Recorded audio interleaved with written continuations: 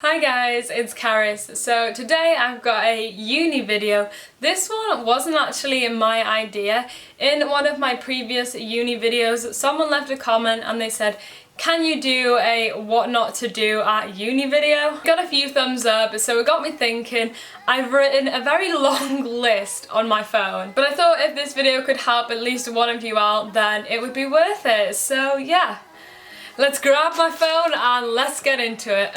So I've ordered my notes in two sections to make this video a bit easier to understand, and the first section is focused about the very beginning of uni, more like the first week and the first month. Some of these things are geared more if you live in halls, but some of them are just for university in general, so hopefully this will be quite a varied video. So in your first week, you want to be yourself. The first thing you don't want to do is lie. People are going to like you no matter where you came from, no matter what your high school experience was like, and it doesn't matter what you have or haven't done before uni. At the end of the day, uni is a fresh start, it's a clean slate, you're getting to know new people, so you don't want to base everything off a lie. Hopefully that one can be self-explanatory, and the next one again can also be self-explanatory, and that is to not be stuck up. This can go for being at uni thinking you're better than everyone else, especially on a competitive course, things like the arts, or just in general. Don't be stuck up because people are at uni to learn,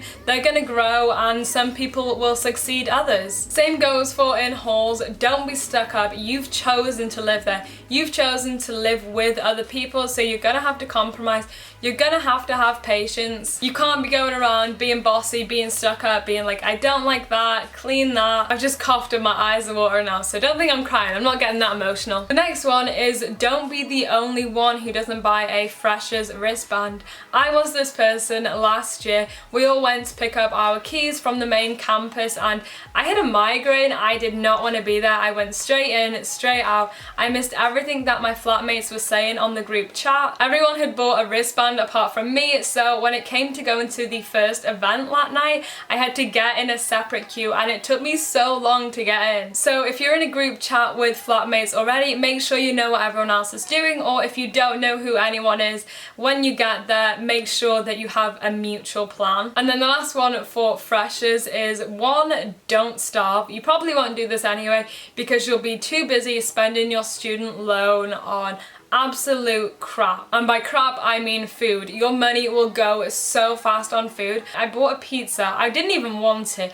Just the fact that all of my flatmates were. I got a Domino's one, just got a vegetable one. I didn't even get cheese on it. And the whole thing cost me £14 and I wasn't even full after it. And like I said before, I didn't even want it in the first place, nor was I hungry. At the end of the day, don't feel as if you're pressured to buy into those things like everyone else. If you don't want it, if you're trying to save money, just whack out some onion rings from the freezer and put those in the oven while you're waiting for the delivery to arrive. Doing things like that will save you so much money, and I even got a reputation as well. We'd all be at pre-drinks, we'd all had our dinner earlier on, yet I would go and put things like onion rings and even chips in the oven sometimes, and I remember this one guy being like, oh, Carrie's she's always got the food at pre-drinks, and I'm thinking, it's my food, I'm hungry. The next 3 points now are about living in halls. You don't want to be obsessive about cleaning or having the place spotless like it probably is at home. If things like this really do bug you, then you can compromise. You can make things like bin charts, or you can even just agree on flat rules. That's one of the things we did. I mean, did people necessarily stick to the rules? Not really, but I mean, they were there anyway for a bit of reinforcement and a bit of peace of mind. The next one is don't leave your washing up for days. I know a few of my flatmates did this. Sometimes I even did it. Usually the max I would leave it would be for a day, and even then I didn't like it. There was 7 of us living in one flat. Obviously you only have a little bit of space near the sink, and my god, everyone would pile their stuff on top of yours, you would pile it on top of someone else's, and then when it came to do washing up, sometimes there would be food in your saucepans which wasn't even yours. Food will go harder and it'll take even longer to clean, and it'll also be a task trying to find which items are yours amongst the huge mess. The next one is steal people's food. We didn't really have a problem with this in our flat, however I did hear some stories from my course mates and also my friends back home. If you really want something and maybe someone else has an ingredient like a pepper for example, then just ask. Say, hey, are you using this today? If not, can I have it and I'll buy a new one tomorrow? Most people are understanding and will say yes, and just make sure you replace that product. There is nothing worse than going to use something yourself and someone else has already taken it and not replaced it. Don't be the person who will steal anyone's food, and don't be the person who's a burden either.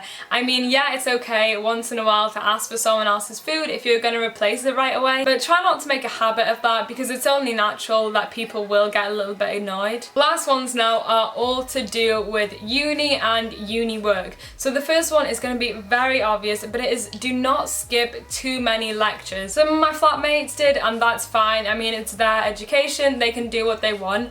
I get it, some people have already covered things in school in the past or they just know them themselves. Under those circumstances, yeah, skip uni. It's not going to be that harmful. Sometimes people skip uni if they've got 9 a.m.s or if they're too tired. Personally, I never did it. I am on a fashion course, so it is pretty demanding. It does just vary on your course, but at the end of the day, try not to skip them just for the sake of it. You are paying an awful lot of money for these classes, for the degree, and you don't want to come out of that degree not even being educated on the basics. Some people say first year doesn't matter, but I know with my lectures as well, if I hadn't have gone to particular ones, I wouldn't even know how to submit an essay. So just keep in mind how many lectures you are actually missing if you do keep that up. The next one now is do not leave your essays to the last day, especially the last hours. I'm pretty sure it's the case with most unis that you have to submit your work online and programs can go down. And if you are late to submit an essay, then there is a cut-off point and you can't reach higher even if your work is worthy of it. This next one now affected me so much and I was so annoyed at it.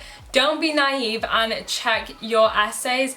I think the website is called Cite This For Me. I'm not exactly sure. At one point it had a change of name. Anyway, to do citing and referencing, I always use this one website. Most of my flatmates used it. It's recommended by lecturers. And oh my god, they changed the format of it. I didn't even realize, but everything went back to its default settings, including the setting that I had put on for Harvard referencing. So me doing my essay on the last day, I was like, I've just got the referencing to do now. Did my whole reference list, not even realizing I did it in the completely wrong format. And then I got my grade back and I was like, why is this so low? It was a 2-2 I think, but I was expecting a first. I had got a first on my previous essay and I thought this one was even better. So I was like, why is it so low?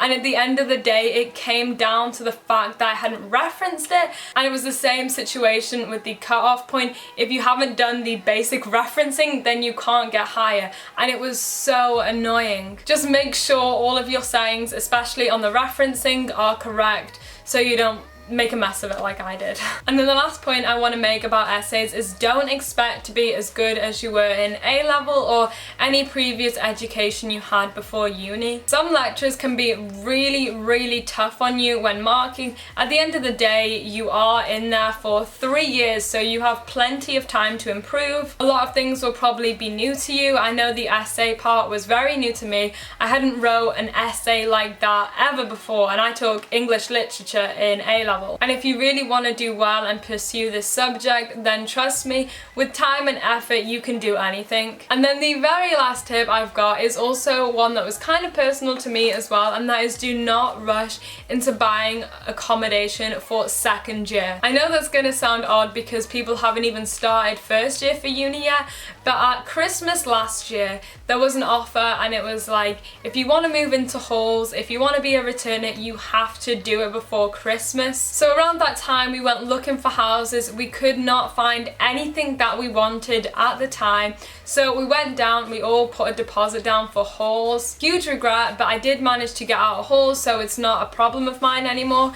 But hauls can be so expensive, and after 1 year you might think, okay, this was really great, but I've had enough of it. My advice would be wait till January to look. When we were talking to estate agents, they said that's when all the houses go up, that's peak time, that's when you're going to find your best deals for the best locations, the best houses, and of course the best prices. So don't rush into hauls, because no matter what they say, they will have space. So yeah, that wraps up this video. I hope you guys have enjoyed. Please do give it a thumbs up if it's helped you out, and feel free to leave comments down below if you've got any questions. I can try answer them, or we can just have a chat. But that is everything, so thank you guys so much for watching, and have a great day or night wherever you are.